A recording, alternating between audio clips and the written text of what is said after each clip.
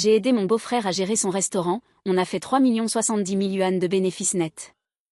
Et au moment du bilan de fin d'année, il ne m'a donné que 70 000 yuan. C'est moi qui ai loué le local. Et c'est aussi moi qui ai sorti le capital. Toi, tu n'as fait que cuisiner au fourneau. 70 000 yuan, c'est déjà pas mal pour toi. J'ai regardé le SMS de virement sur mon téléphone. D'un côté, je n'ai pas refusé. De l'autre, je n'ai pas fait de scandale. J'ai juste pris l'argent en silence.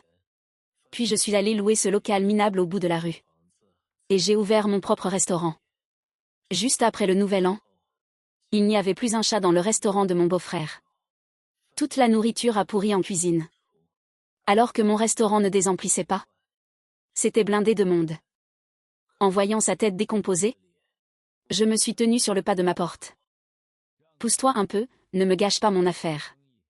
On m'a dit que ce soir-là, mon beau-frère est resté à genoux toute la nuit devant son restaurant. Il n'arrivait pas à comprendre pourquoi mon restaurant cartonnait autant. Un peu avant ça, j'étais en cuisine en train de cuisiner. Mon beau-frère est entré, sapé tout en marque. Les comptes de l'année sont faits. Je t'ai viré ta part des bénéfices. J'ai regardé le SMS des 70 000 yuan arriver sans rien dire. Le coup de massue est passé.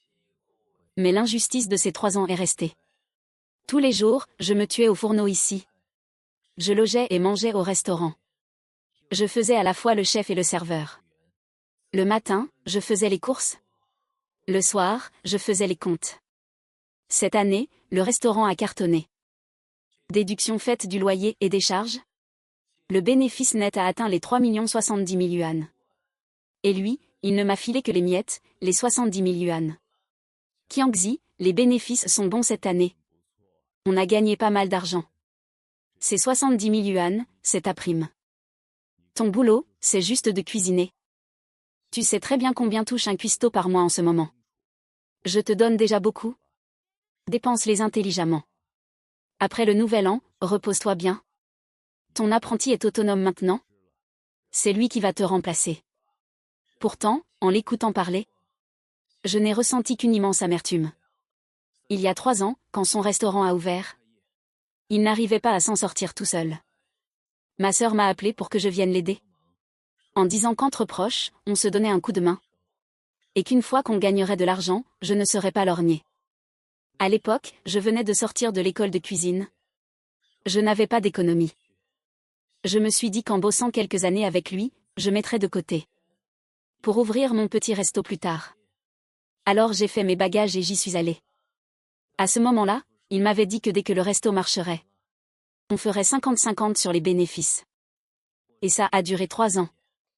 Pendant 3 ans, je me levais tous les jours à 4 heures du mat pour aller au marché, sélectionner les ingrédients les plus frais. Puis je revenais tout préparer, couper et cuisiner. Une fois le coup de feu du midi passé, je devais encore débarrasser les tables et faire la vaisselle. Le soir, quand les derniers clients partaient, je devais calculer la recette du jour et les pertes. Pour faire simple, à part les murs, tout le reste, c'est moi qui le gérais. Et mon beau-frère dans tout ça? La première année, il passait encore de temps en temps. Puis quand le business a tourné rond, il ne venait pratiquement plus.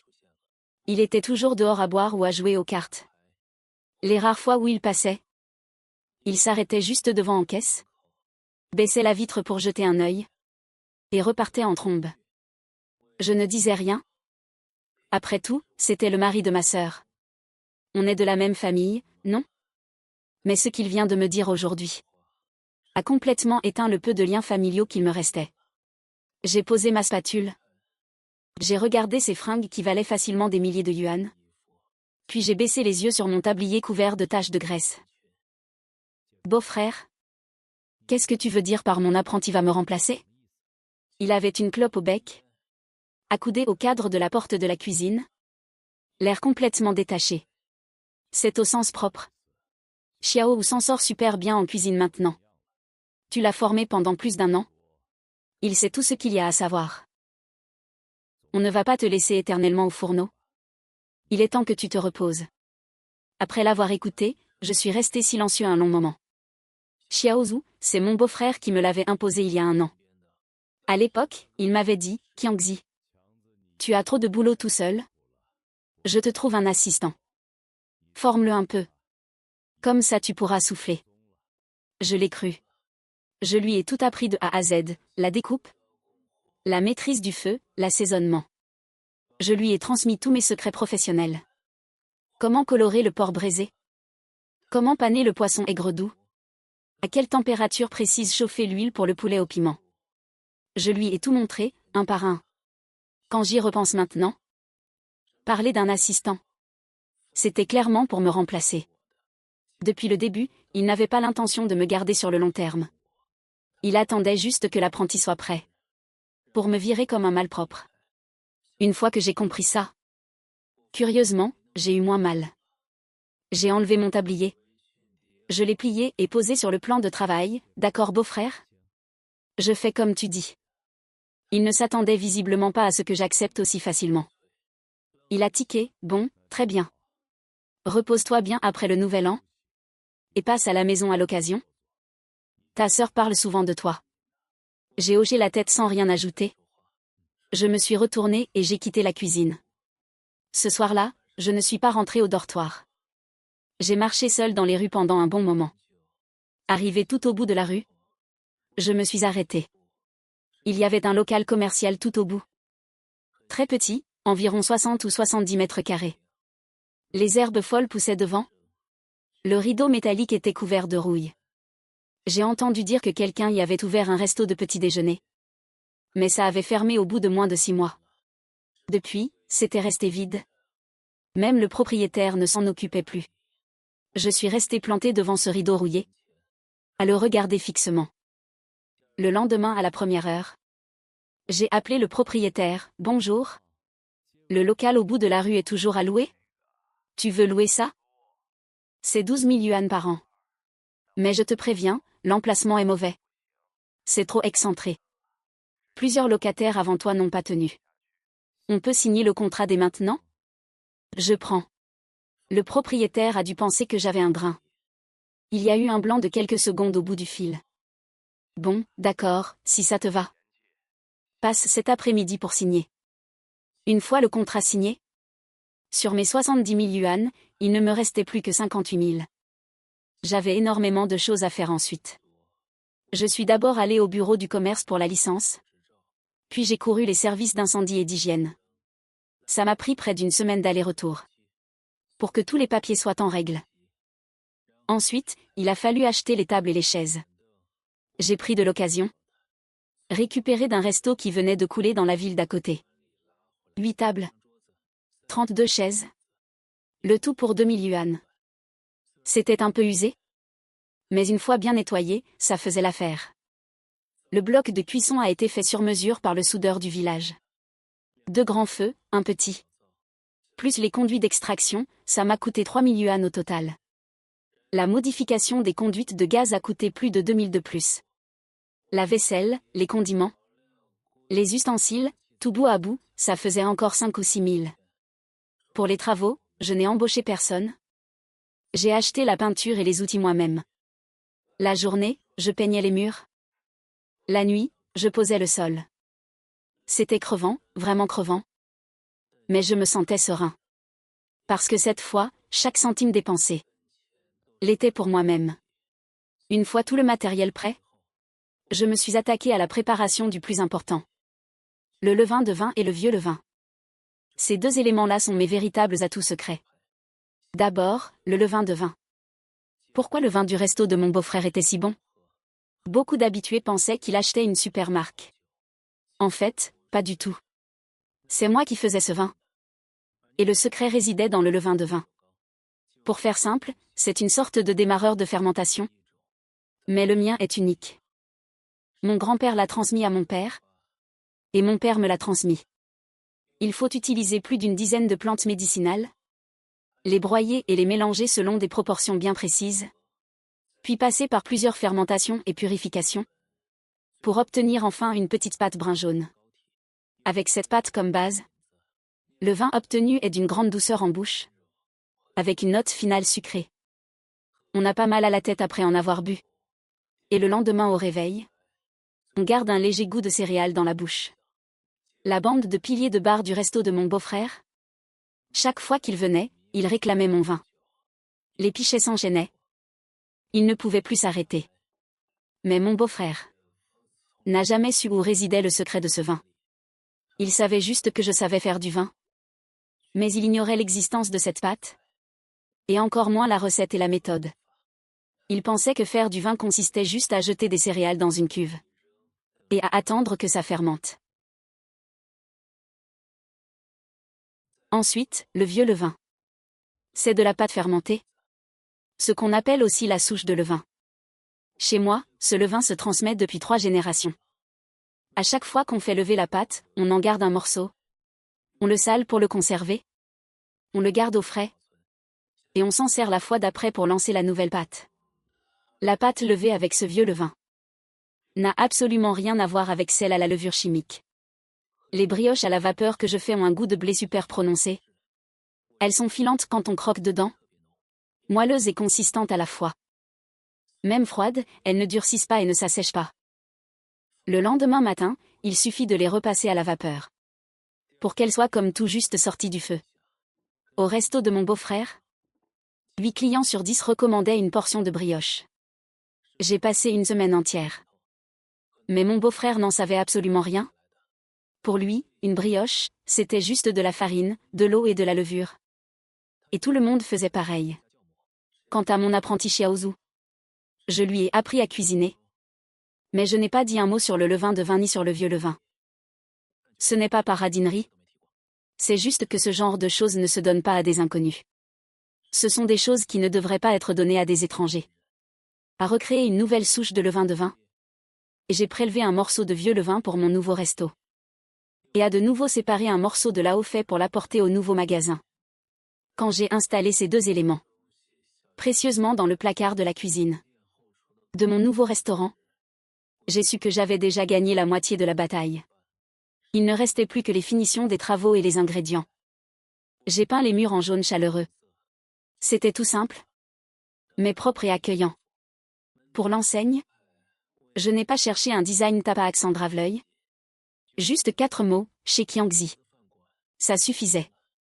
Pendant que j'étais sur l'escabeau pour l'accrocher, une berline noire s'est arrêtée devant. C'était mon beau-frère. Il est descendu, a regardé l'enseigne au-dessus de ma tête. Puis ce local minuscule qui faisait pitié. Qiangxi, tu es sérieux là?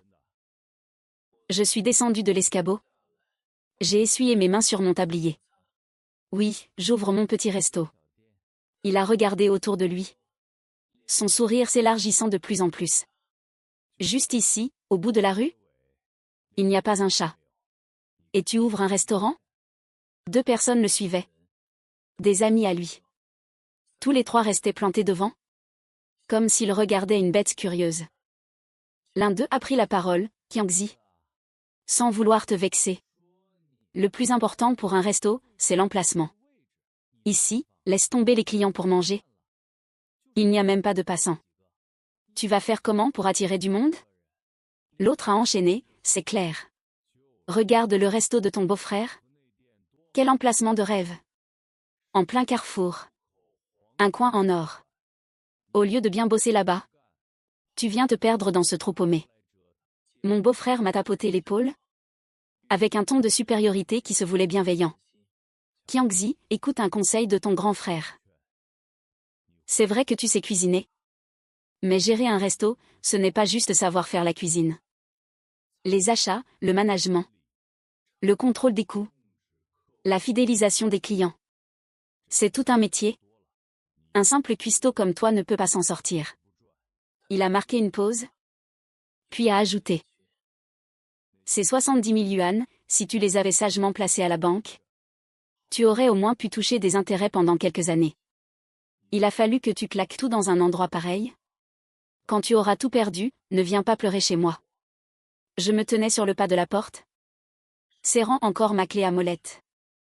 Je ne me suis pas énervé. Je n'ai pas cherché à me justifier. J'ai juste dit une chose, beau-frère. Merci pour tes conseils.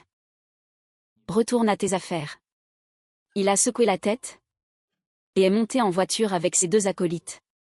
Avant de démarrer, il a baissé la vitre. Pour lancer, Reviens me voir quand tu auras mis la clé sous la porte. Je te garde ta place en cuisine pour l'instant. La voiture a soulevé un nuage de poussière. Avant de disparaître à l'autre bout de la rue.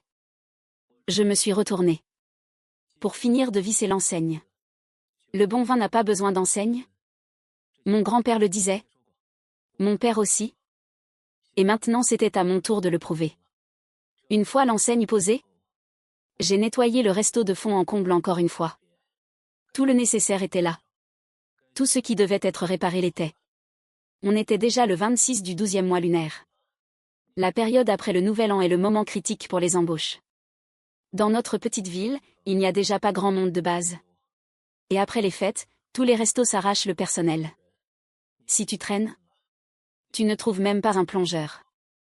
J'avais donc posté des offres d'emploi en ligne à l'avance. 2 serveurs. Un caissier. Un aide-cuisinier. J'ai fixé le salaire à 200 yuan de plus que chez mon beau-frère. Ce n'est pas que j'avais de l'argent à jeter par les fenêtres. C'est juste que je connais les rouages de ce milieu. Avant, c'est moi qui gérais toutes les embauches du resto de mon beau-frère. J'ai fait passer des entretiens à des centaines de personnes. J'ai vu de tout. Des caissiers qui, dès le premier jour, se mettaient discrètement de l'argent dans la poche. Des serveurs qui passaient leur temps sur leur téléphone. Et à manger des graines de tournesol devant les clients. Des aides-cuisiniers qui embarquaient les restes chez eux. Tous ces gens avaient l'air plus honnêtes les uns que les autres au début. Ils parlaient super bien. Mais pour trouver quelqu'un qui bosse vraiment sérieusement, il n'y en avait pas 2 sur 10. C'est pourquoi cette fois, je devais être hyper sélectif. Quitte à payer un peu plus cher, je voulais des gens fiables. Après avoir publié les annonces, j'ai coupé le disjoncteur et je suis rentré chez moi en scooter électrique. Dès que je suis entré dans la cour, j'ai senti la bonne odeur des plats qui venaient de la cuisine. Ma mère s'activait devant les fourneaux. Mon père était assis dans la pièce principale à regarder la télé. Et ma femme, Xiaoyu, triait les légumes à côté. En me voyant rentrer, ma mère m'a tout de suite dit d'aller me laver les mains pour manger. À peine assis, mon père a pris la parole. Qiangzi. Comment ça s'est passé cette année chez ton beau-frère? Tu as dû te faire un bon paquet d'argent, non? J'ai tiqué. Mes baguettes suspendues en l'air, ça va. Il m'a donné 70 000 yuan. La louche a failli tomber des mains de ma mère. Mon père a posé ses baguettes, les sourcils complètement froncés. Xiaoyu m'a fixé droit dans les yeux. Ses lèvres ont bougé mais aucun son n'est sorti. Comment ça, seulement 70 000? C'est emporté ma mère. Tu sais combien ton beau-frère a gagné cette année? Il a mis une dizaine de publications sur Wecha ces derniers jours. Il affichait le chiffre d'affaires et les bénéfices. Plus de 3 millions. Et il ne te donne que 70 000? J'ai baissé la tête pour manger une bouchée de riz. En essayant de garder un ton le plus neutre possible, maman. Je ne suis qu'un cuisinier. Le capital vient de lui. Le capital des autres. Qu'il me donne ça, c'est déjà pas mal. Mais ce resto, depuis l'ouverture jusqu'à aujourd'hui. Qui s'est occupé de tout de A à Z? C'est toi. C'est toi qui faisais les courses. C'est toi qui cuisinais, c'est toi qui gérais les comptes. Même les serveurs, c'est toi qui les as embauchés. Et tu dis que tu n'es qu'un cuisinier? Elle n'a pas continué. Elle a juste baissé la tête. En se mordant fortement la lèvre. Je savais qu'elle avait de la peine pour moi. Mais elle savait aussi que c'était le mari de ma sœur. Et que certaines choses étaient délicates à dire. Mon père s'est levé d'un coup. Le visage rouge de colère. Il a tapé du poing sur la table, faisant sursauter les assiettes. 3 ans. 3 ans entiers. Et il te file 70 000 yuan? C'est de l'aumône ou quoi? Je vais aller le voir. Je vais aller m'expliquer avec lui tout de suite. Je me suis vite levée pour le retenir. Papa. N'y va pas, laisse tomber. Laissez tomber quoi? Il te prend carrément pour un idiot. Papa, vraiment, laisse tomber. Après tout, c'est mon beau-frère. Si tu vas faire un scandale, c'est ma sœur qui va se retrouver dans une situation impossible. Mes paroles ont coupé court à l'élan de mon père. Il a ouvert la bouche. Puis s'est rassis lourdement sur sa chaise. Silencieux et bougon. Ma mère essuyait ses larmes à côté. J'ai repris mon bol. Manger encore 2 bouchées? Et j'ai dit sur un ton faussement léger, et puis. Ce n'est pas comme si je n'avais rien appris là-bas. Ces 3 années m'ont quand même apporté de l'expérience. On va dire que c'était le prix de l'apprentissage. Xiaoyu a levé les yeux vers moi. C'est toi qui gérais tout le resto. Qu'est-ce que tu avais encore à apprendre? J'ai esquissé un sourire. En posant mes baguettes. J'ai appris la chose la plus importante. Quoi? La nature humaine. Après avoir lâché ces 2 mots, la pièce est restée silencieuse pendant plusieurs secondes. Je n'ai pas cherché à en dire plus. J'ai fini mon bol de riz. Et je me suis levée pour faire la vaisselle. Le soir, alors que Xiaoyu et moi étions au lit, elle m'a serré par derrière, son visage collé contre mon dos, sans dire un mot pendant un long moment. Au bout d'un moment, elle a murmuré, « Qiangzi, tu ne me caches pas quelque chose par hasard? » Non, quoi donc? Je trouve que tu as changé ces derniers temps. Tu as l'air préoccupé. Tu te fais des idées, c'est juste la fatigue d'une longue année de boulot. C'est vrai? C'est vrai. Dors maintenant. Demain on doit aider maman à coller les maximes du nouvel an. Elle a fait un petit « oh » sans insister. Mais elle m'a serré un peu plus fort. Les yeux grands ouverts, je fixais le plafond plongé dans le noir. En réalité, je n'arrêtais de faire mes calculs dans ma tête. 70 000 yuan. Moins les 12 000 du loyer. Les travaux et le matériel m'avaient coûté plus de 30 000. Les démarches administratives quelques autres milliers. Il me restait à peine moins de 20 000 sur ma carte. Une fois le resto ouvert. Les ingrédients, le personnel, l'eau, l'électricité, le gaz, tout ça demande de l'argent. 20 000 yuan, ça ne tient même pas un mois. Surtout qu'au lancement d'un nouveau resto, ça ne se remplit pas d'un coup. Il faut un certain temps pour rentrer dans ses frais. Facilement 3 à au moins 6 mois. Cet argent était loin de suffire. J'ai réfléchi un bon moment dans le noir. Et j'ai fini par prendre une décision. Je devais hypothéquer la vieille maison. C'était une maison que mes parents m'avaient laissée il y a des années. Elle était vieille, mais bien située. En l'hypothéquant à la banque, je devais pouvoir obtenir un prêt d'environ 200 000 yuan. Avec l'argent qu'il me restait, ça me permettrait de tenir 6 mois. 6 mois, ça suffirait. Mais Xiaoyu ne devait absolument pas être au courant. Si elle savait que j'avais hypothéqué la maison, elle m'en empêcherait à coup sûr. Elle me dirait, et si on se plante, on fait quoi? On n'aura même plus de toit au-dessus de la tête. Je comprenais son inquiétude, mais je savais aussi très bien qu'il fallait parfois prendre des risques pour avancer. Si on ne joue pas le tout pour le tout, on ne s'en sort jamais. Le lendemain, j'ai trouvé une excuse pour sortir et aller faire les démarches à la banque. Tout s'est bien passé. Les 200 000 yuan ont été virés. En voyant le solde sur mon téléphone, j'ai pris une grande inspiration. C'était toutes mes économies, toute ma vie.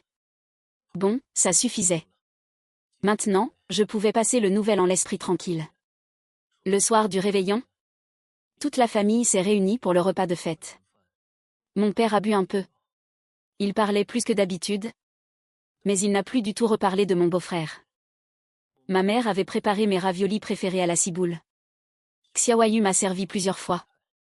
C'était un repas très chaleureux. Le jour du nouvel an, je l'ai emmené faire un tour au marché du village. Je lui ai acheté une écharpe. Ce n'était pas cher, mais elle était heureuse comme tout. Le deuxième jour, selon la tradition locale, les filles mariées reviennent rendre visite à leurs parents. Dès le matin, ma mère s'est activée. Elle a rangé la maison de fond en comble et préparé toute une table de plats. Vers midi, on a entendu un bruit de moteur dehors. Je suis sortie voir. Une Maybach noire venait de se garer pile devant la cour. La portière s'est ouverte. Mon beau-frère est descendu le premier. Costume sur mesure, chaussures cirées. Sa montre en or brillait au soleil à en faire mal aux yeux. Ma sœur est descendue de l'autre côté, les bras chargés de paquets cadeaux. Facilement le double des autres années. 2 caisses de moutet, une caisse de fruits importés, et plusieurs boîtes de produits de santé de luxe. Mon beau-frère est entré dans la cour d'un pas rassuré, avec ce sourire poli. Propre aux gens riches, papa, maman. Bonne année. Ma mère s'est empressée de l'accueillir. Avec des formules de politesse. Mais son sourire était visiblement un peu crispé. Mon père, assis dans la pièce principale, a juste fait un signe de la tête. Sans se lever. Mon beau-frère a posé les cadeaux sur la table, a jeté un coup d'œil autour de lui. Et ses yeux se sont finalement posés sur moi. Bonne année, Kiangzi. Bonne année, beau-frère, lui ai-je répondu avec un sourire. Il s'est affalé sur le canapé, a croisé les jambes, a pris la tasse de thé que ma sœur lui tendait, en a bu une gorgée, puis il a commencé à déballer son sac. Ah. Au fait, il y a un truc dont je dois parler. Sinon ça va me rester en travers de la gorge. Il a regardé mes parents. Papa, maman, je ne vais pas vous le cacher. Il y a quelques jours, en toute bonne foi, j'ai versé 70 000 yuan de prime à Kiangzi. Et devinez quoi? Il s'est arrêté, a secoué la tête en riant. Il est allé utiliser cet argent pour louer un local minable dont personne ne voulait au bout de la rue. Soi-disant pour ouvrir son propre restaurant. Les mains de mon père se sont crispées. Le visage de ma mère a changé de couleur. Et Xiaoyu s'est tourné brusquement vers moi. Dites-moi. Ce n'est pas complètement n'importe quoi? Je suis allé voir l'endroit. C'est tout au fond de la rue. Il n'y a même pas de route digne de ce nom. Oubliez l'idée d'un resto. Même pour une épicerie, personne n'irait là-bas. Plus il parlait, plus il s'animait. Je ne dis pas ça pour le casser. C'est vrai que Kiangzi se débrouille bien en cuisine. Mais gérer un resto et cuisiner, ce sont deux choses bien différentes. Il faut s'y connaître en gestion, en commerce, en contrôle des coûts. Comprend les relations clients. C'est toute une science. Il comptait sur ses doigts, un par un. Ça sert à quoi que Guangui sache faire sauter les plats? C'est 70 000 yuan investis là-dedans. Je vous le dis. Ça ne tiendra pas 3 mois. Le visage de mon père s'était déjà assombri. Il fixait du regard son beau-frère. Ses lèvres tremblaient. Comme s'il luttait pour se retenir. Je savais ce qu'il voulait dire. Il voulait dire, tu lui donnes seulement 70 000 yuan pour 3 ans. Et tu as encore le culot de l'ouvrir. Je me suis empressée de prendre la parole. Mon beau-frère a raison. J'ai effectivement encore beaucoup à apprendre. J'apprendrai petit à petit. Mon beau-frère a été surpris. Il ne s'attendait pas à ce que je sois si conciliant. Puis il a souri, d'accord. Tant mieux si tu m'écoutes. Le jour où ça ne marchera plus, ne force pas. Reviens me voir. Ta place en cuisine reste dispo. Ma sœur était assise à côté. La tête baissée, sans dire un mot. Mais j'ai remarqué qu'elle avait eu les yeux rouges plusieurs fois. Elle savait tout ce que j'avais donné pendant ces 3 ans. Elle savait aussi ce que représentait 70 000 yuan. Mais dans cette maison, ce n'est pas elle qui décide. Je ne lui en veux pas. J'ai juste de la peine pour elle. Coincée au milieu. Mon beau-frère est resté encore un moment. À se vanter de ses grands projets pour cette année. Genre l'année prochaine il va s'agrandir. Genre il va monter une franchise. Genre il va recruter des managers professionnels. J'ai écouté tout du long avec le sourire. En hochant la tête de temps en temps pour acquiescer. Plus il parlait, plus j'étais serein au fond de moi. Parce que je savais mieux que quiconque. Comment son resto en était arrivé là? Grâce à quoi? Grâce à chaque plat que j'assaisonnais. Grâce à chaque jarre de alcool que je brassais. Grâce à chaque fournée de brioche que je cuisais à la vapeur. Et toutes ces choses-là. Il n'y en a pas une seule qu'il puisse reproduire. C'est vrai que c'est moi qui ai formé ces cuisiniers. Mais je leur ai juste appris à cuire les plats. Le levain et le vieux levain. Je n'en ai même pas touché un mot. Ces 2 choses sont mes dernières cartes maîtresses. Et la vraie ligne de démarcation entre lui et moi. Il ne le sait pas encore. Mais ce n'est pas grave. Quand mon resto ouvrira, il comprendra tout seul. Après avoir accompagné mon beau-frère et ma sœur, mon père a fermé la porte de la cour. Il s'est retourné, le visage livide, Kiangzi. Tu ouvres ton propre resto. C'est vrai cette fois. J'ai hoché la tête, oui. J'ouvre après le nouvel an. Mon père est resté silencieux un long moment. Puis il a dit quelque chose auquel je ne m'attendais pas. Tu as besoin d'argent. J'ai eu un pincement au cœur. J'ai secoué la tête. Ça va, papa? J'ai tout préparé. Il m'a regardé un bon moment. A sorti de sa poche une enveloppe rouge toute chiffonnée. Et me l'a glissée dans la main. Prends. Considère ça comme l'enveloppe de ton père pour l'ouverture. J'ai baissé les yeux pour l'ouvrir. Il y avait 2000 yuan à l'intérieur. Que des billets de 100. Pliés bien proprement. Xiaoyu s'est approché et m'a pris le bras. Qiangzi. Quelle que soit ta décision. Je te soutiens. Je les ai regardés tous les trois. Incapables de décrocher un mot. À partir de cet instant. Je savais que je n'avais pas le droit à l'erreur. Pas pour me mesurer à mon beau-frère. Mais pour ces 3 personnes devant moi. Je veux qu'ils puissent marcher la tête haute. Je veux fermer la bouche de tous ceux qui m'ont méprisé. 6 mois me suffiront. Après le nouvel an, je n'ai pas traîné. Dès le 6e jour du premier mois, j'étais au resto. Une fois les offres d'emploi publiées. Les gens ont commencé à appeler les uns après les autres. J'ai fixé un créneau pour des entretiens collectifs. Le 8e jour du premier mois. Une dizaine de personnes attendaient devant le resto. Il y avait de jeunes filles. Des femmes d'une 40aine d'années. Et quelques jeunes qui avaient l'air d'aller à la dérive. J'ai pris une chaise, je me suis installée à l'entrée. Et j'ai discuté avec chacun d'eux. La première était une fille d'une 20aine d'années. Très maquillée. Avec des ongles vernis en rouge vif. Tu as bossé où avant? Dans un resto de fondue en ville pendant 6 mois. Pourquoi tu as démissionné? Le patron était trop radin. Le salaire était bas. Selon toi, c'est quoi le plus important pour un serveur? Avoir une bonne attitude. Et savoir y faire. J'ai hoché la tête. Sans poser plus de questions. Suivant. C'était comme ça. En une matinée, j'en ai recalé 7 ou 8. Soit ils visaient trop haut pour leur capacité. Soit ils racontaient n'importe quoi. Rares étaient ceux qui étaient vraiment sérieux. Vers midi. Quelqu'un d'autre est arrivé à l'entrée. J'ai levé les yeux. Et je suis resté scotché, vieux Yang. Il m'a vu lui aussi. Une lueur de surprise a passé sur son visage. Puis il a baissé la tête, frère Qiang. Le vieux Yang avait la 40aine. Plutôt petit. La peau tannée. Un vrai gars de la campagne. Avant, il m'aidait à couper les légumes en cuisine chez mon beau-frère. Quelqu'un d'extrêmement honnête. Peu loquace mais un sacré coup de couteau. Il coupait les frites de pommes de terre aussi fines que des allumettes. Et super régulières. Pas une de travers.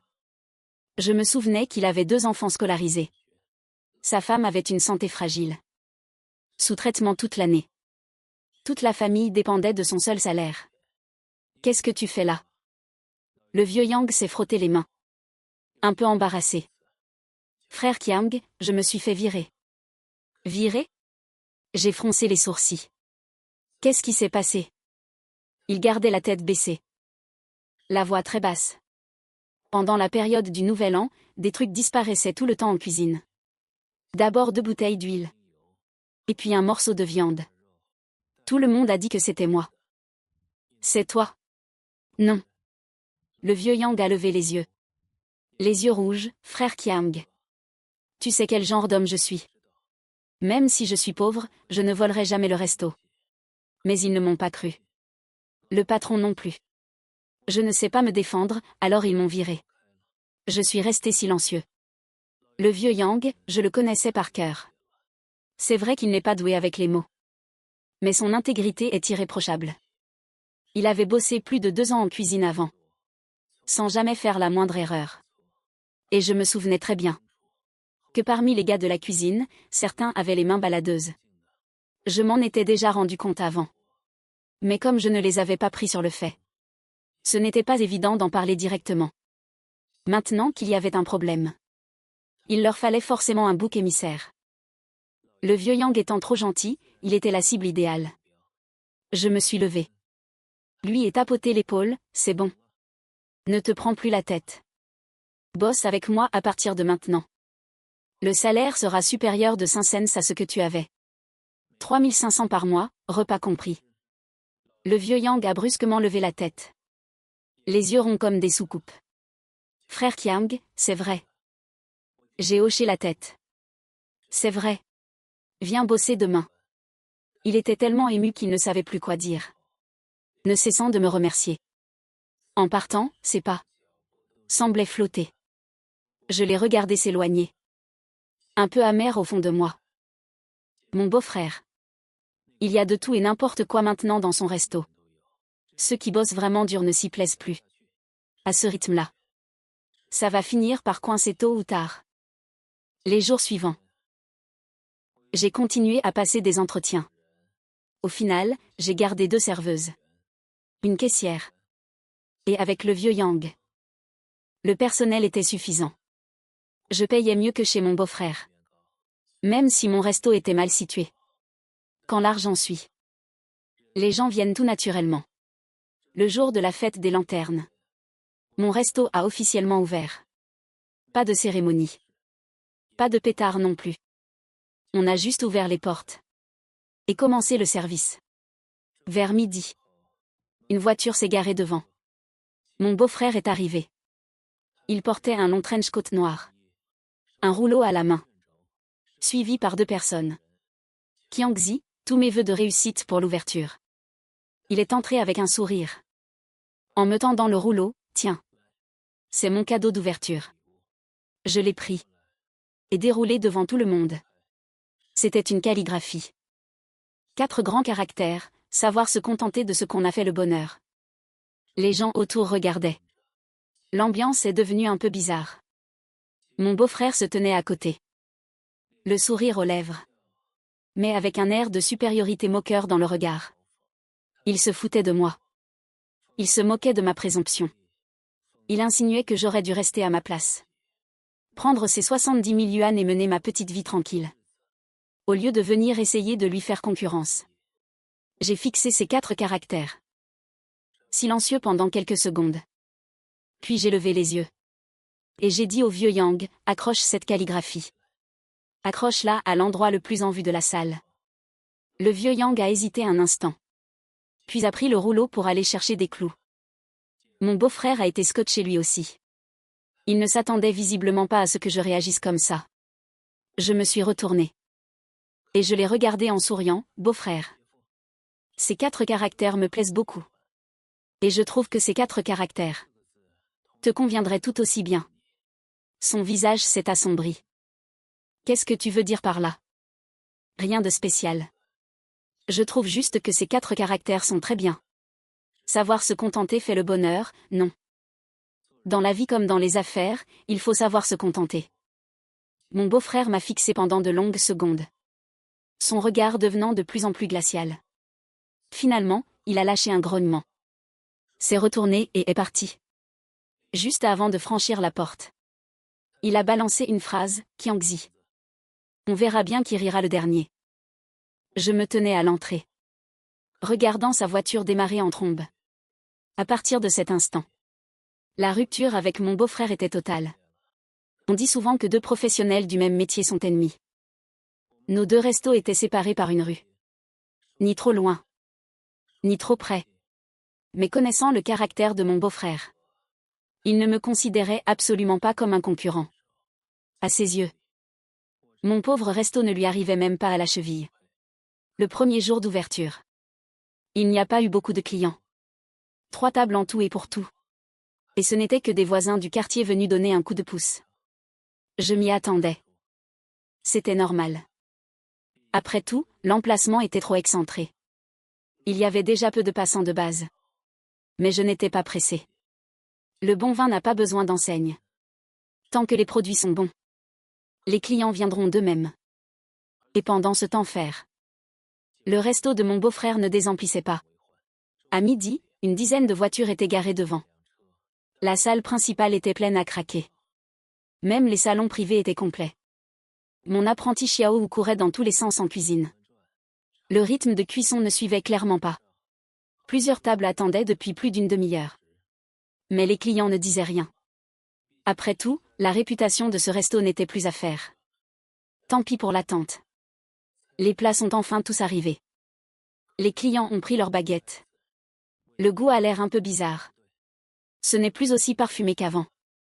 La cuisson laissait aussi un peu à désirer. Mais ça restait acceptable. Après tout, c'était le nouvel an. Tout le monde était là pour faire la fête. Pendant le repas, quelqu'un a crié « Patron !» Une carafe de alcool. Xiao s'est précipité en cuisine. A ouvert l'armoire à alcool. Et est resté bête. Plus de alcool. Il a vite appelé mon beau-frère, patron. On a vendu tout le alcool du resto. On fait quoi? Mon beau-frère était en train de jouer aux cartes dehors. Il a tiqué en entendant ça, tout vendu. Oui. Le commerce a trop bien marché ces jours de fête. On a épuisé tout le alcool. Bah va en acheter alors. On vend du alcool partout en ville. Prends du béjus en vrac. Mais les clients réclament celui qu'on brasse nous-mêmes. Mon beau-frère a perdu patience, arrête tes manières. Le alcool, c'est du alcool. Les clients ne viennent pas pour boire. C'est surtout pour les plats. File en acheter. Ne fais pas perdre de clients. Xiao a raccroché. Est monté sur son scooter électrique.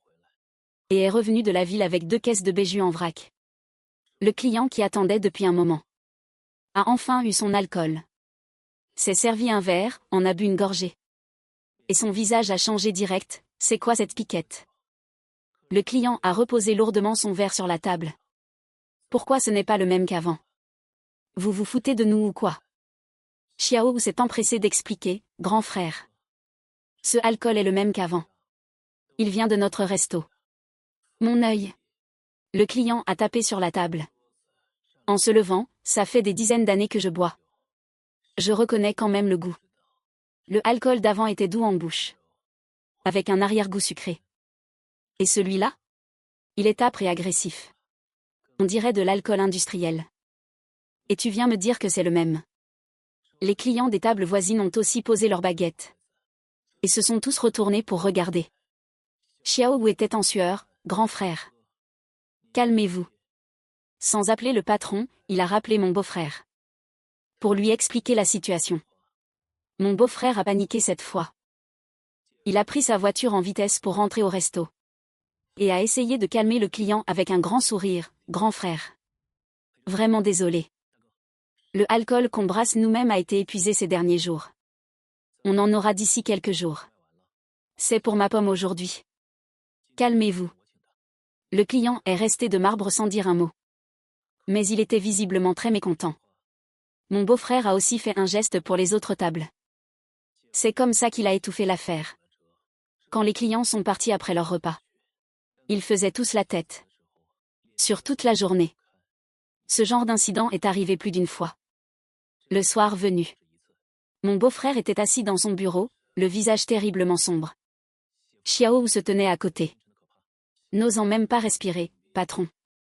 Comment on le brasse, au juste, le alcool du resto? Je pourrais apprendre. Mon beau-frère a levé les yeux vers lui. Pourquoi tu demandes ça?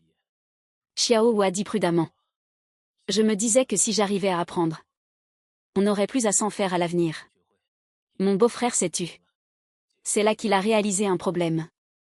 Ce alcool avait toujours été fait avec ma recette secrète. Le savoir-faire était entièrement entre mes mains. Il ne s'était jamais renseigné. Et n'avait jamais cherché à apprendre. Il pensait que brasser du alcool consistait juste à jeter des céréales dans une jarre. Et à attendre que ça fermente. Il se rendait compte seulement maintenant que ce n'était pas si simple. Il a pris son téléphone. A cherché mon numéro. Son doigt est resté suspendu au-dessus de l'écran un bon moment. Mais il n'a pas appuyé. Mon beau-frère a hésité longuement. Avant de finir par composer mon numéro. Le téléphone a sonné 2 fois. Et j'ai décroché, allô. Qiangzi, tu es branché. Ça va. Un problème, beau-frère. Il s'est raclé la gorge. Le ton beaucoup plus poli que d'habitude. Voilà, le alcool que tu brassais au resto avant. Il avait vraiment bon goût. Les clients ne jurent que par ce goût-là.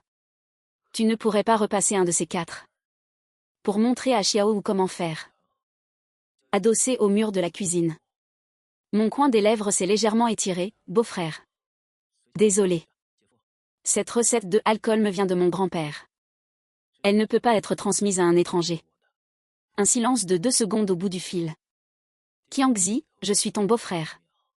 Comment ça, un étranger? Mon ton était très calme. Ne le prends pas mal, beau-frère. L'ancienne génération avait une mentalité traditionnelle. Du vivant de mon grand-père, la règle était claire. La recette se transmet aux fils, pas aux filles. Alors ne parlons pas de toi. Aux yeux de mon grand-père. Même ma sœur passe pour une étrangère. Sur ce, j'ai raccroché. La tonalité a retenti dans le combiné. Mon beau-frère est resté hébété un long moment, le téléphone en main. Le visage changeant de couleur, passant du vert au blanc. Il a failli jurer tout haut. Mais il s'est retenu de force. Assis dans son bureau. Il a ressassé en grinçant des dents pendant un moment. Avant de taper du poing sur la table. Xiaozu. Xiao est arrivé en courant, patron. Demain, va en ville voir les grandes distilleries. Rapporte tous leurs bijoux de moyenne et haute gamme. On le vendra au prix coûtant. Sans faire un sou de marge. Xiao a été surpris. Au prix coûtant? Mais alors on bosse pour des prunes. Mon beau-frère a ricané. Et alors si on ne gagne rien sur le alcool? On se rattrape sur les plats. Tant que les clients restent. On trouvera une solution pour le alcool plus tard. Il faut d'abord fidéliser les gens. Xiao n'a pas osé poser de questions. Le lendemain matin, il est parti en ville en voiture. Et est revenu avec un coffre plein de alcool. Toutes les marques y étaient. Des prix allant de quelques dizaines à plusieurs centaines de yuan. Mon beau-frère a fixé les prix lui-même. Le alcool qui valait 120 sur le marché. Il le vendait 60.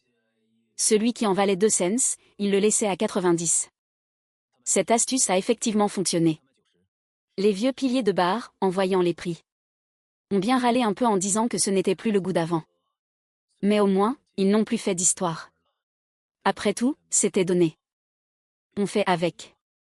Mon beau-frère a poussé un soupir de soulagement. Pensant que l'affaire était classée. Mais avant même qu'il ait pu reprendre son souffle. Un nouveau problème a surgi. Dans l'après-midi. La jeune serveuse est entrée en courant, patron. On a encore une réclamation. Qu'est-ce qu'il y a encore? Ils disent que les brioches ne sont pas bonnes. Mon beau-frère est sorti en fronçant les sourcils. 2 clientes d'un certain âge attendaient à la porte. Leur sac à emporter à la main, l'air mécontent, patron. C'est quoi le problème avec vos brioches? En voilà que j'ai prise à emporter hier. Laissées toute la nuit. Ce matin, elles étaient dures comme de la pierre en les sortant. Avant, vos brioches restaient moelleuses même après 2 jours. C'est quoi cette cochonnerie maintenant? L'autre femme a enchaîné, tout à fait. Je les ai exprès réchauffées à la vapeur. Toujours aussi dures. Et puis ce bon goût de blé a disparu. C'est exactement comme les brioches surgelées du supermarché. Mon beau-frère s'est empressé de faire un grand sourire, mesdames. Vraiment désolé. C'est peut-être ce lot de farine qui n'est pas terrible. On fera mieux la prochaine fois, c'est promis. Je vous rembourse l'argent des brioches aujourd'hui. Après avoir réussi tant bien que mal à les congédier. Mon beau-frère s'est rué dans la cuisine, Xiaozu. Viens là. Xiao a posé son travail.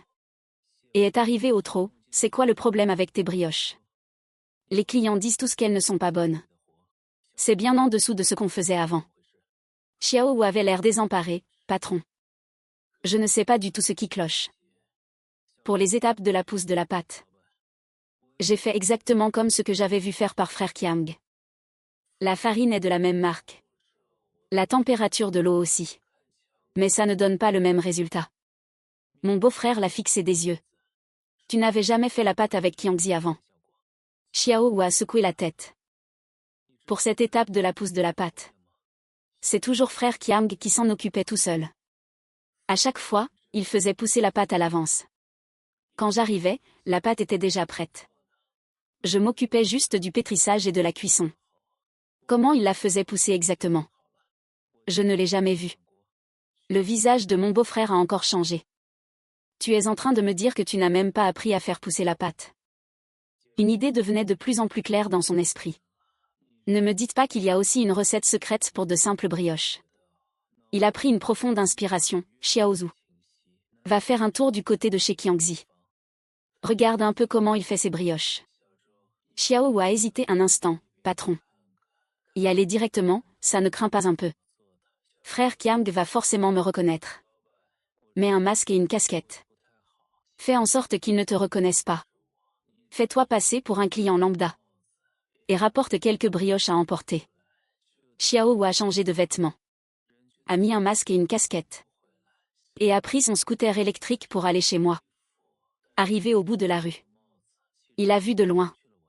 Que devant mon resto. Plusieurs scooters électriques étaient garés. En s'approchant. Il a vu 5 ou 6 tables de clients dans la salle. Même si ce n'était pas la foule des grands jours comme chez mon beau-frère. Pour un petit resto ouvert depuis seulement quelques jours. C'était déjà plutôt pas mal. Et il a remarqué que devant plusieurs tables de clients trônaient de grosses brioches bien blanches et bien rebondies. À la première bouchée, on pouvait voir la texture moelleuse et alvéolée à l'intérieur.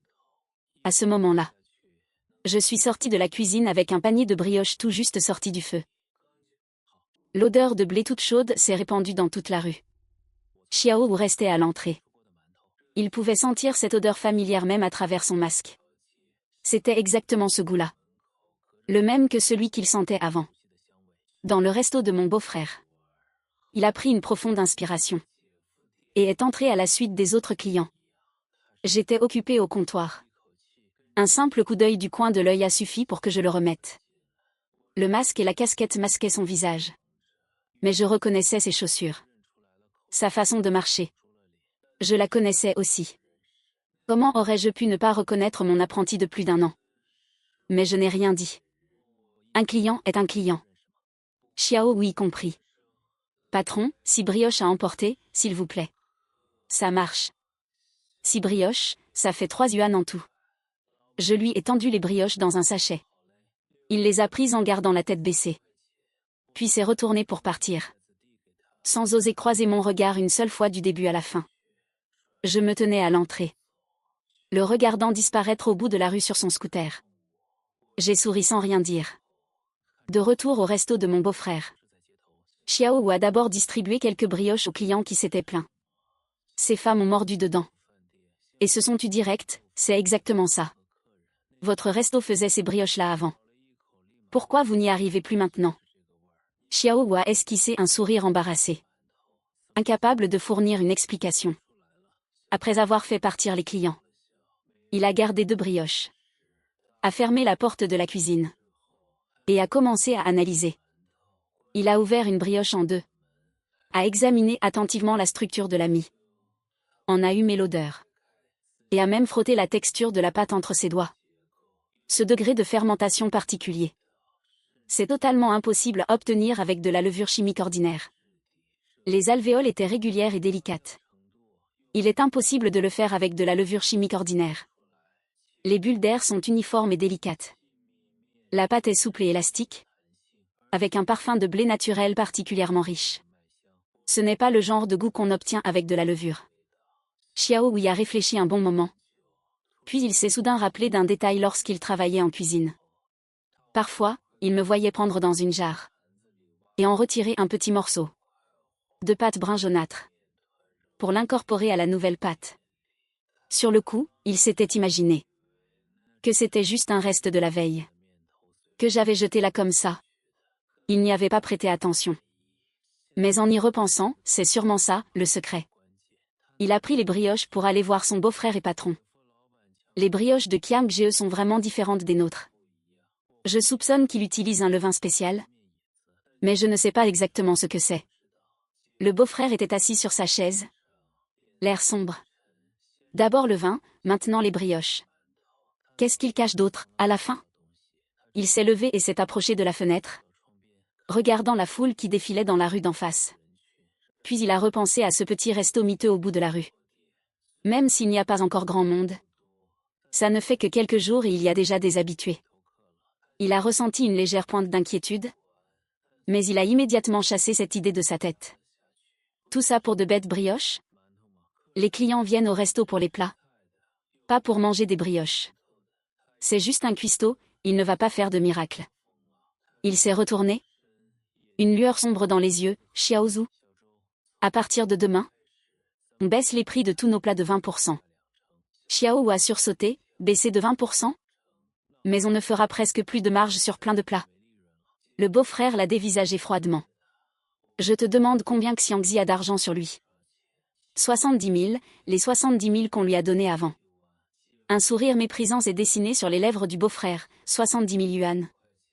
Le loyer, les travaux, le personnel, les ingrédients. Il lui reste quoi, après ça? Il tiendra 2 ou 3 mois tout au plus. Il a écrasé sa cigarette dans le cendrier. J'ai 3 millions de mon côté. Lui, il a 70 000.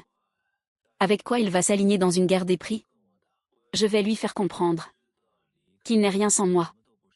Le lendemain de la baisse des prix du beau-frère, l'effet a été immédiat. À l'heure du déjeuner, sa salle était pleine à craquer.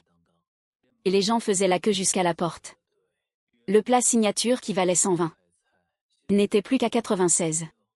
Le plat familial à 68 passait à 54. Si on ajoute les boissons, c'était vendu quasiment au prix de revient. Qui pourrait résister à une telle offre? En voyant les prix, beaucoup de clients entraient direct, sans même feuilleter le menu. Ils commandaient les yeux fermés.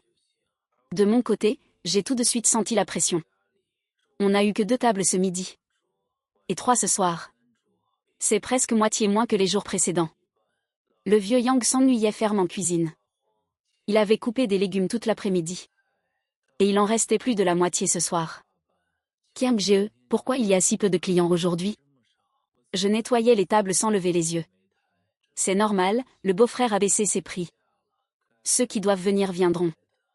Le vieux Yang a hésité à parler, puis s'est ravisé, repartant en silence ranger la cuisine. Après la fermeture ce soir-là, je me suis assis seul en salle. Pour faire les comptes. La recette du jour? Déduction faite des ingrédients et du personnel, affichait une perte nette de plus de 4 cents. À ce rythme-là, je ne tiendrai même pas 3 mois, sans parler de 6. Pourtant, je ne paniquais pas du tout. Car j'avais anticipé ce coup du beau-frère depuis longtemps. Il a 3 millions. Et moi un peu plus de 200 000. Niveau capital, je ne fais pas le poids. Mais une guerre ne se gagne pas juste à coups de millions. J'ai sorti mon téléphone. Pour chercher un numéro enregistré depuis longtemps. C'était celui de Madame Zhao, la directrice de l'école maternelle publique. Cette histoire remonte à 6 mois. À l'époque, j'étais encore dans la cuisine du beau-frère. Un midi. 2 personnes très bien habillées, un homme et une femme, sont arrivés. Ils ont commandé quelques plats.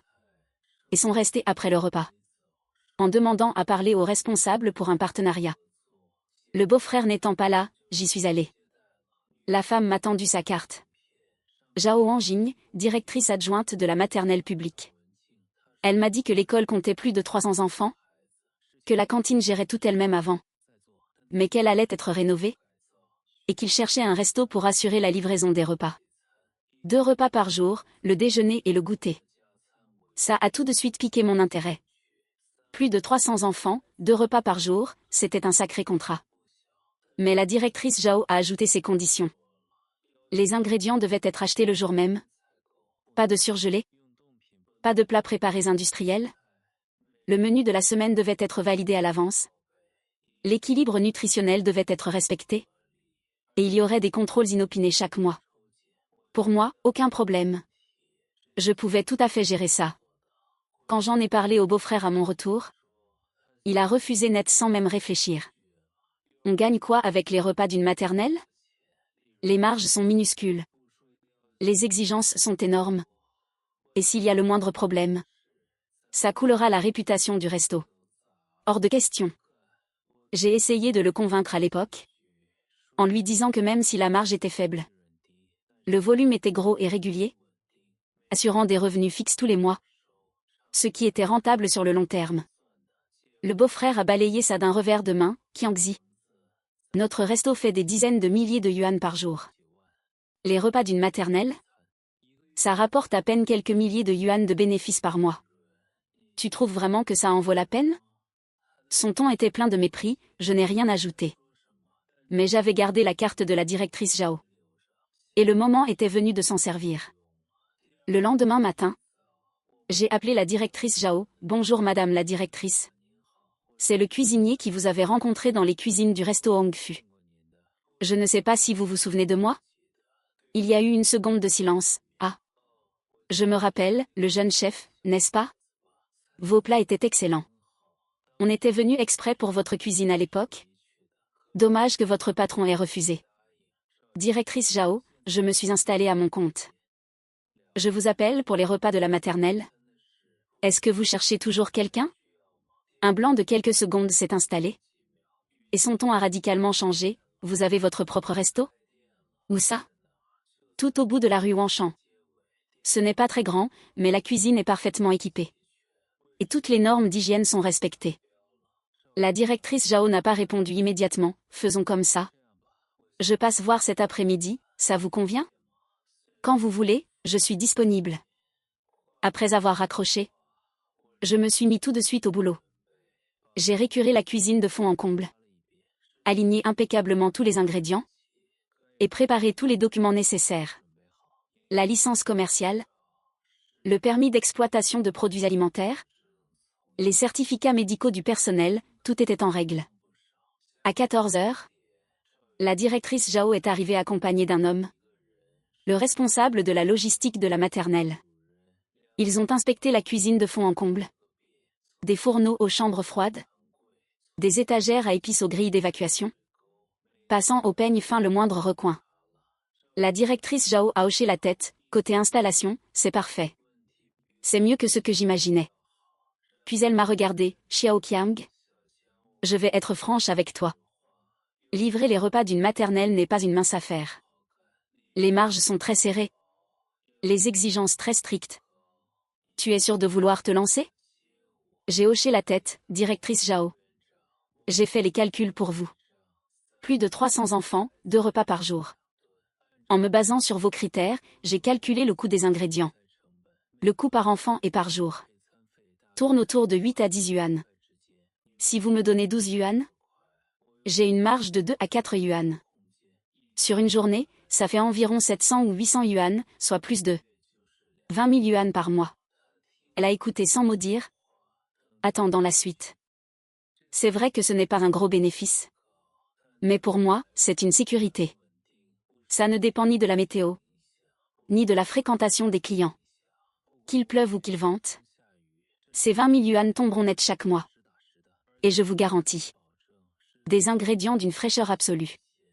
Je vous transmettrai les menus une semaine à l'avance. Et j'accepte les contrôles à tout moment. S'il y a le moindre souci, j'en prendrai l'entière responsabilité. La directrice Zhao a jeté un œil au responsable logistique, qui a fait un léger signe de tête approbateur. La directrice Zhao s'est retournée, entendu? On va en délibérer à notre retour. On vous donne une réponse d'ici quelques jours. Mais je préfère poser une condition, un mois d'essai. S'il y a la moindre plainte de parents durant ce mois, nous mettrons fin au partenariat immédiatement. Aucun problème. Une fois la directrice partie, je me suis posée sur le pas de la porte et j'ai poussé un grand soupir de soulagement. Si je décrochais ce contrat, ces 20 000 yuan de revenus stables par mois me permettraient de tenir le coup, même si mon beau-frère bradait ses prix au maximum. Il s'imaginait que je ne savais que cuisiner, que je dépendais uniquement des clients de passage, et qu'en me coupant les vivres, il me forcerait à mettre la clé sous la porte. Il s'est trompé. 3 jours plus tard, la directrice Zhao m'a appelé, Xiao Qiang. Le contrat a été validé de notre côté. Passe signé demain. On commence officiellement les livraisons lundi prochain. Je serrai le téléphone, la main tremblante, parfait. Je viens demain. Le soir de la signature du contrat, je me suis assis dans le resto pour refaire mes calculs. Les revenus des clients de passage, combinés à ceux de la maternelle, une fois déduit le loyer, le personnel, l'eau, l'électricité et les ingrédients, me permettraient tout juste d'équilibrer les comptes. Et si le nombre de clients augmentait un peu, on commencerait à faire du profit. Plus important encore, avec ce contrat de la maternelle, je m'assurais une rentrée de trésorerie régulière. Peu importe la baisse des prix du beau-frère, il ne parviendrait pas à m'asphyxier. C'était ça, ma véritable arme secrète. L'objectif n'était pas de faire moins cher que lui, mais de survivre. Et tant que je restais à flot, le temps jouait en ma faveur. Car sa cuisine allait se dégrader. Son vin ne valait déjà plus rien. Et ses brioches non plus. Le palais des clients ne trompe pas. Les prix bas n'attirent qu'un temps. Ils ne fidélisent pas. Alors que chez moi, chaque plat était cuisiné de mes propres mains. Chaque fournée de brioche levait grâce à mon vieux levain. Et chaque carafe de vin provenait de ma propre recette. L'écart allait se creuser de jour en jour. La baisse des prix du beau-frère a cartonné au début. Les 2 premières semaines, il y avait encore plus de monde que d'habitude. Et son chiffre d'affaires n'a pas trop bougé. Persuadé que sa stratégie fonctionnait, il a même publié un message sur ses réseaux. Pour remercier nos fidèles clients. Moins 20% surtout. La qualité n'a pas besoin de coûter cher. Le tout accompagné d'une photo de sa salle comble. Mais ce qu'il ne savait pas, c'est que ses clients attirés par les prix bas, après être venus une fois ou deux, l'effet de nouveauté passé, ont commencé à trouver des défauts. Les plats n'avaient plus du tout le même goût. Le vin n'était plus le même non plus. Et les brioches étaient devenues immangeables. Avant, quand on les emportait, elles restaient moelleuses le lendemain. Maintenant, elles durcissaient le soir même. Les clients ne disaient rien, mais ils s'en rendaient bien compte. Et pendant que le beau-frère s'affairait à brader ses prix pour piquer des clients, j'avais déjà commencé les livraisons pour la maternelle. Tous les matins à 5 heures, le vieux Yang et moi étions au resto. Il s'occupait de couper les légumes et de préparer les ingrédients, et je gérais la cuisson et l'assaisonnement. Avant 7h30, les quelques 300 repas étaient livrés à l'heure à la maternelle. Le premier jour de l'inspection, la directrice Zhao a ouvert les conteneurs isothermes, a vérifié la couleur et les portions des plats, puis a goûté une bouchée. Elle n'a rien dit. Mais un léger sourire s'est dessiné sur ses lèvres. Elle s'est retournée vers le responsable logistique et a simplement dit « On garde ce standard ».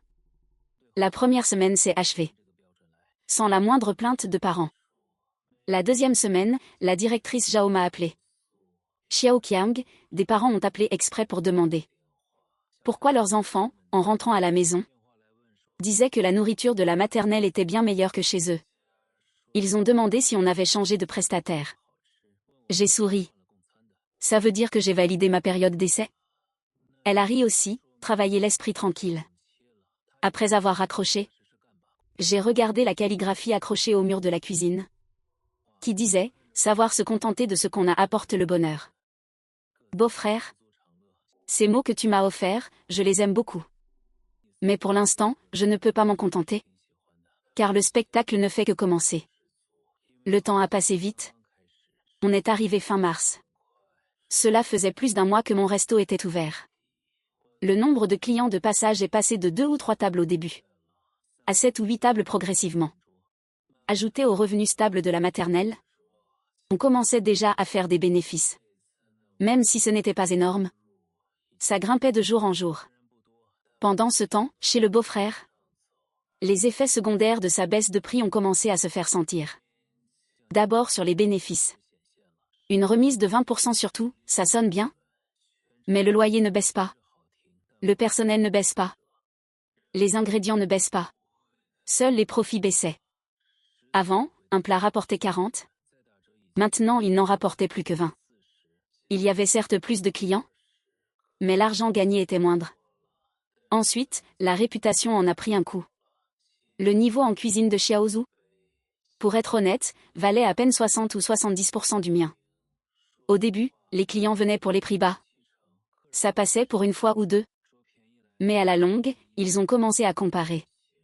Surtout les anciens clients, qui avaient connu ma cuisine. Le décalage avec celle de Xiaowu était flagrant. Un habitué a d'ailleurs lancé au beau-frère, en face. « Patron, vous avez changé de cuisinier pour vos plats? Où est passé le jeune homme d'avant? Celui qui cuisinait si bien ?» Le beau-frère a eu du mal à masquer son embarras, il est parti. Mais le chef actuel est très bon aussi. Le client n'a rien ajouté. Mais il n'est plus jamais revenu après ça. Ce genre de situation s'est répété de plus en plus. En avril, le resto du beau-frère a vu apparaître un signal d'alarme inquiétant. Le taux de rotation des tables s'est effondré. Avant, le midi, les tables tournaient 3 fois. Maintenant, seulement 2 fois. Et parfois même pas. Le soir, c'était pire. Après 19 heures, la salle se vidait de plus de la moitié. De mon côté, c'était tout l'inverse. La réputation, c'est quelque chose. qui se bâtit petit à petit. Les premiers clients venus manger chez moi en ont parlé à leurs proches à leur retour, qui sont venus à leur tour en amenant du monde. Le bouche à oreille a fonctionné. Surtout mes brioches et mon vin, qui sont devenus de vraies vedettes. Certains faisaient 20 minutes de scooter exprès, juste pour emporter une portion de brioche. D'autres ne rentraient pas chez eux après le travail, sans faire un détour par chez moi pour prendre un verre de vin, qu'ils buvaient debout devant la porte avant de repartir. En mai, mon nombre de tables régulières dépassait les 15, et il fallait même faire la queue le week-end. Et du côté de la maternelle, la directrice Jao m'a proposé un autre contrat. Le centre de jour pour seniors d'à côté avait aussi besoin de repas livrés. Un repas par jour, 80 portions. J'ai accepté sans hésiter, s'offrant ainsi une autre source de revenus stable. En juin, le beau-frère a fini par craquer. Cela faisait plus de 3 mois qu'il bradait ses prix. Ses marges s'amenuisaient. Et au lieu de gagner des clients, il en perdait de jour en jour. Le problème du vin n'était toujours pas réglé. Les vieux piliers de bar, après avoir goûté au vin du commerce, ont trouvé ça sans intérêt. Et ont fini par ne plus venir du tout. Le problème des brioches n'était pas réglé non plus. Xiao avait passé plus d'1 mois à chercher, testant toutes sortes de levures et de farines. Mais ces brioches sortaient soit trop dures, soit trop molles. Elles n'avaient jamais ce goût unique. Il ne savait pas que le secret ne résidait pas dans la levure, mais dans mon morceau de vieux levain, transmis depuis 3 générations. Sans ce secret, il aurait pu acheter toutes les farines de la terre. Il n'aurait jamais réussi à reproduire mes brioches. Pour le goût des plats, n'en parlons même pas. Xiao gérait le visuel, mais pas l'essence du plat. Mêmes ingrédients, mêmes assaisonnements, mais il manquait toujours un petit quelque chose à sa cuisine. Ce petit quelque chose, c'est le fruit de milliers de jours et de nuits de pratique. Ça ne s'apprend pas en quelques mois de formation. Fin juin, le resto du beau-frère a enregistré ses premières pertes mensuelles. 28 000 yuan de loyer, plus de 30 000 yuan de salaire, un peu plus de 10 000 yuan d'eau et d'électricité. Et le coût des ingrédients avait grimpé à cause du volume généré par la baisse des prix. Mis bout à bout, les frais fixes mensuels frôlaient les 100 000 yuan. Alors que le chiffre d'affaires, qui avait culminé à plus de 400 000 yuan, était retombé à peine 220 000 yuan. Il a commencé à licencier. D'abord 2 serveuses, puis il a remplacé la caissière par sa femme, et il a fini par supprimer le poste de nettoyage, demandant à Xiao de passer la serpillière après son service. Mais tout cela n'était qu'une goutte d'eau dans l'océan. Le coup de grâce est survenu en juillet. Les services d'hygiène ont fait un contrôle inopiné. Dans sa cuisine, ils ont trouvé des condiments périmés et de la viande congelée non conforme. Ce genre de choses, quand j'étais là, c'était absolument impossible que ça arrive. Je tenais un registre strict des entrées et sorties d'ingrédients. Tout ce qui était périmé était jeté le jour même. Et je vérifiais la température des congélateurs toutes les 4 heures. Mais après mon départ, plus personne ne s'en occupait. Xiao ne savait que cuisiner. Il n'y connaissait rien au reste. Les services d'hygiène ont dressé une amende immédiate avec obligation de mise aux normes. Et l'avis a été publié sur Internet. Cette fois, c'était le coup fatal. Les rares clients restants, en voyant cette publication, ont fui encore plus vite. En août, le resto du beau-frère était désert. Le midi, il n'y avait que 2 tables. Et le soir, absolument personne. Xiao restait seul en cuisine à jouer sur son téléphone. Ce grand resto était devenu aussi silencieux qu'un entrepôt à l'abandon. Pendant ce temps, de mon côté, je pensais déjà à agrandir. Avant la fête nationale, j'ai loué le local d'à côté. La surface a doublé. On a ajouté plusieurs tables et embauché 2 nouvelles personnes. En 6 mois d'ouverture, non seulement j'étais rentré dans mes frais, mais j'avais dégagé plus de 100 000 yuan de bénéfices nets. La première chose que j'ai faite a été d'aller à la banque pour rembourser l'hypothèque de la maison. Le soir où j'ai récupéré le titre de propriété, je suis rentré et je l'ai tendu à Xiao Ye. Qu'est-ce que c'est? Regarde. En l'ouvrant, elle est restée stupéfaite. Le titre de propriété? Mais il n'était pas rangé à la maison? Je suis resté silencieux un moment, j'avais hypothéqué la maison pour sortir 200 000 yuan de capital. Ça y est, je l'ai récupéré. Xiao Yue a écarquillé les yeux. Tu l'as hypothéqué quand? Pourquoi je n'étais pas au courant? Avant l'ouverture, je n'ai pas osé te le dire pour ne pas t'inquiéter. Elle m'a regardé. Et les larmes ont soudain coulé. Lin Qiang? Pourquoi tu gardes toujours tout sur tes épaules? J'ai souri. Et j'ai essuyé ses larmes de la main. L'important, c'est qu'on s'en soit sorti, non? Elle s'est jetée dans mes bras. En pleurant de plus belle. Ce soir-là, j'ai aussi annoncé la nouvelle à mes parents. Mon père est resté silencieux un long moment après m'avoir écouté. Puis il m'a tapé sur l'épaule, beau travail. Ma mère, à côté, était partagée entre la peine et la peur rétrospective. Mon fils, tu as un courage de fou. Et si tu avais perdu de l'argent? J'ai sorti de ma poche l'enveloppe rouge contenant les 2000 yuans. Pour la rendre à mon père. C'est l'enveloppe de démarrage que tu m'avais donnée pour l'ouverture. Je te la rends, avec les intérêts. Que je rajouterai plus tard. Mon père a refusé, repoussant ma main. Garde-les, et continue sur ta lancée. En octobre, le resto du beau-frère a définitivement coulé. Après 4 mois consécutifs de pertes, les 3 millions sur son compte avaient fondu de près de la moitié. Le propriétaire réclamait le loyer du trimestre suivant. Les fournisseurs réclamaient le paiement des factures. Et les employés leur salaire. Il a vendu sa voiture, puis sa montre, pour tenir un mois de plus tant bien que mal. Début novembre, son resto a officiellement fermé ses portes. Je passais par là le jour où le rideau métallique a été baissé. Sur la porte était collée une feuille blanche. Où était écrit « Local commercial à louer, contactez-le ». C'était le numéro du beau-frère. Je suis resté quelques secondes devant cette feuille. Sans m'attarder.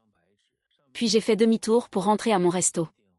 2 semaines plus tard, un après-midi, où le resto était plutôt calme, le beau-frère est arrivé. Il avait beaucoup aminci, et son visage avait perdu toute sa superbe d'autrefois. Ses vêtements n'étaient plus de marque non plus. Il portait une veste on ne peut plus ordinaire, toute froissée. Il est resté sur le pas de la porte, regardant la calligraphie accrochée dans la salle. Savoir se contenter de ce qu'on a apporte le bonheur. Il l'a fixé un long moment. Puis il est entré. Et s'est assis à une table dans un coin. Je lui ai apporté une tasse de thé que j'ai posée devant lui. Beau-frère, prends un thé. Il a pris la tasse. La main légèrement tremblante. A bu une gorgée. Puis l'a reposée. Qiangzi. Oui. Je voulais te parler. Je t'écoute. Il s'est frotté les mains. Comme s'il cherchait ses mots, pour mon resto, tu es au courant, j'ai dû fermer. Je n'ai plus vraiment d'argent maintenant.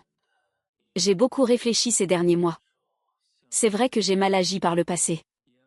Tu as bossé 3 ans dans mon resto. Et je ne t'ai donné que 70 000 yuan. Quand j'y repense aujourd'hui, j'ai des remords. Il a marqué une pause. Je voulais savoir si tu cherchais du monde ici. Je me suis adossée à ma chaise en le regardant. Qu'est-ce que tu veux dire? Il a pris une grande inspiration. Je voudrais m'associer. Qu'on bosse ensemble. J'ai de l'expérience. Je sais gérer et manager une affaire. Tu apportes ton savoir-faire technique, j'apporte mes compétences. Et à nous deux, on va cartonner et agrandir le resto, c'est sûr. Je n'ai rien dit. Il a enchaîné. Avant, j'ai manqué de vision. Je m'en excuse. Mais on reste de la même famille, après tout. Ta sœur pleure tous les jours à la maison en ce moment. Elle s'en veut, elle dit que c'est de sa faute si elle t'a poussé à venir m'aider à l'époque. J'ai compris maintenant. Je connais tes capacités mieux que quiconque. On sera bien plus fort ensemble que chacun de notre côté. Après avoir parlé, il m'a regardé. L'œil plein d'espoir. Avec une pointe de flatterie un peu forcée. J'ai pris ma tasse de thé et j'ai bu une gorgée lentement. La salle était très calme. On n'entendait que le tic-tac de l'horloge murale. J'ai reposé ma tasse. Et j'ai planté mon regard dans le sien. Beau-frère, pour l'association, c'est d'accord. Ses yeux se sont éclairés. C'est vrai? J'ai hoché la tête. Puis j'ai tendu une main. 3 ans de salaire, je te donne 70 000 yuan. Tu marches ou pas? Il est resté hébété, le visage devenant soudainement livide. Ses lèvres tremblaient. Il n'a pas pu aligner un seul mot. Le silence a plané un long moment dans la salle. Il s'est levé d'un coup, repoussant sa chaise. Dans un grincement strident. Il a ouvert la bouche comme pour dire quelque chose. Mais au final, aucun son n'est sorti. Il s'est retourné et est parti. Je suis resté assis là, regardant sa silhouette disparaître par la porte. Les 4 mots suspendus au mur brillaient d'un éclat doré sous les lueurs du soleil couchant. Savoir se contenter de ce qu'on a apporte le bonheur. Beau-frère, ce sont ces 4 mots que tu m'as appris. J'ai pris un chiffon pour essuyer la table. Puis je me suis levé pour aller en cuisine. Le feu du fourneau crépitait. L'huile commençait à fumer dans le wok. De nouveaux clients venaient d'arriver à l'extérieur. Patron, il y a de la place? Oui, entrez, je vous prie. J'ai noué mon tablier. Saisis ma spatule. La vie continue. Le business doit tourner. Je n'ai pas le temps de regarder en arrière. Car je sais que les plus beaux jours sont toujours à venir. Les jours sont encore longs. Les affaires doivent continuer. Je n'ai pas le temps de regarder en arrière. Car je sais que les meilleurs jours sont toujours devant.